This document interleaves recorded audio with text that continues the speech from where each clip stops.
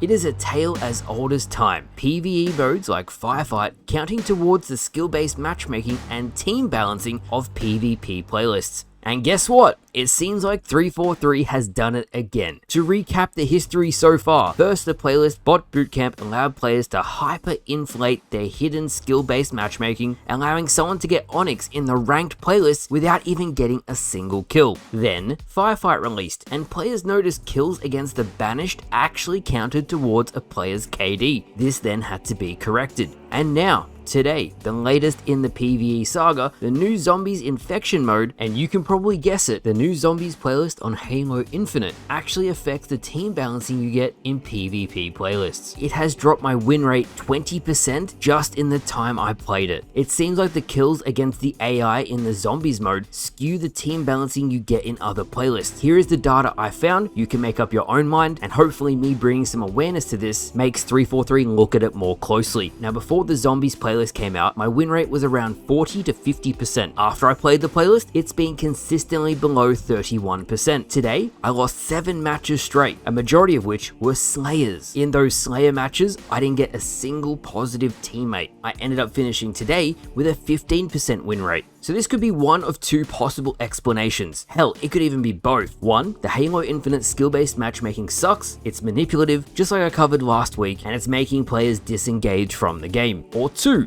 the kills in the PvE Call of Duty Zombies playlist skews team balancing in other modes. On Halo Tracker, it counts as KD. 3, it could be both. If the Zombies playlist doesn't count, then to lose every single match, and a majority of them are just Slayer modes, that's just wild team balancing. I'm not counting objective modes here, as that can skew the teammates and my own KD. We're talking pure team deathmatch. I am sure you have seen a bunch of these screenshots before. I'm playing them on screen now from today. Here is the team balancing from those Slayer matches. Some of them were close. I was trying my heart out to try and win a game. Some of them were complete blowouts. Wasn't even close. I couldn't even believe the game counted that as a fair match because they were nowhere near close. What I am very curious to see is what if a player makes a new account, they play 50 games of the Call of Duty Zombies playlist, as you have to play 50 matches before you can play ranked now, and then they do their ranked placements. Where will they place? You guys have seen me playing XDefiant a few days ago, and the difference is staggering. My performance in that game doesn't affect what team balancing I'll get next game. Some matches are still sweaty, whereas others aren't. Now, even if Microsoft forces 343 to keep this terrible system, I hope 343 pushes back and tries to make adjustments wherever possible